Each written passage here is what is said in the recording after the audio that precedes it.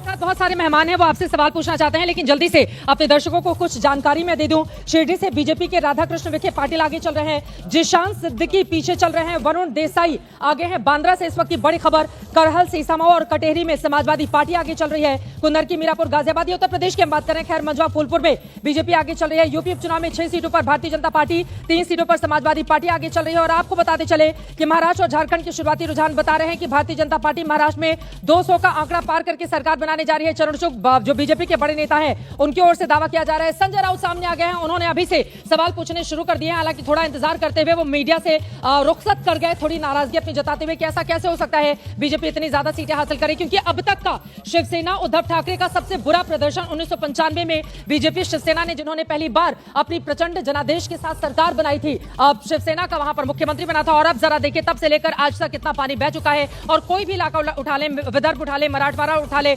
मुंबई के आसपास के इलाके उठा ले, जहां पर 36 सीटें आती हैं विधानसभा की, हर जगह आपको बताते चले। ठाणे जो कि शिंदे का गढ़ है, ठाणे में पिछली बार भी हमने देखा था उद्धव ठाकरे के मुकाबले किस तरह से एकनाथ शिंदे, उनकी पार्टी भारी पड़ गई थी। और इस बार ठाणे में क्लीन स्वीप करती हुई एकनाथ शिंदे की पार्टी दिखाई दे रही है और वहां से भी उद्धव ठाकरे गुट के लिए अच्छी खबर सामने नहीं आ रही है। और अब तक का ये देखिए आंकड़ा, अब तक के रुझान जो सामने आए हैं, महाराष्ट्र की 288 में से 217 सीटों पर आपको बताते चले 216 ही हो गया है आंकड़ा। बीजेपी प्लस 216 पर आगे चल रही है। कांग्रेस प्लस के लिए बहुत बुरी खबर, 52 सीटों पर, वो भी तब जब उद्धव ठाकरे जैसा बड़ा चेहरा है, वो भी तब जब शरद पवार जैसा वहां पर बड़ा चेहरा है, नाना पटोले हो गए या फिर अन्य कांग्रेस के बड़े बड़े नेताओं को उठाकर देख लें। बीजेपी के ऊपर आरोप लगे थे, उसने तोड़फोड़ किया। भारतीय जनता पार्टी के ऊपर आरोप लगे, उसने बाला साहब ठाकरे की शिवसेना को धोखा दिया। लेकिन आपके पास आते हुए एक बार फिर से प्रेम शुक्ला जी, तो क्या असली और नकली की लड़ाई में अभी मान रहे हैं कि एकनाथ शिंदे ही बाला साहब ठाकरे के असली राजनीतिक उत्तराधिकारी बन गए हैं अब तक के इन रुझानों के हिसाब से?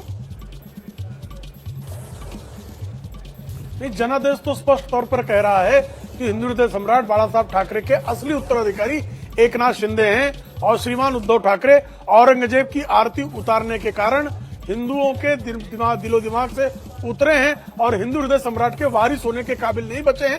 ये जनता का जनादेश है, ये शिवसैनिकों का जनादेश है, ये हिंदुत्ववादी महाराष्ट्र का जनादेश है, ये महाराष्ट्र जो हिंदवी स्वराज के संस्थापना वाले शिव छत्रपति की पुण्य भूमि है, उसका जनादेश है। हमारे साथ स्टूडियो में बहुत सारे मेहमान हैं, आपसे सवाल पूछना चाह रहे हैं। मनीष जी सवाल पूछेंगे, बताइए जी। प्रेम जी, मैं आपसे ये पूछना चाह रहा हूँ कि जो भाजपा की जो शानदार आंकड़े दिख रहे हैं और महायुति के, तो सबसे बड़ा श्रेय अगर किसी चीज को जाता है, मतलब आप किसको देना चाहेंगे, हिंदुत्व के मुद्दे पर या आपको लगता है कि लाडली बहना पर?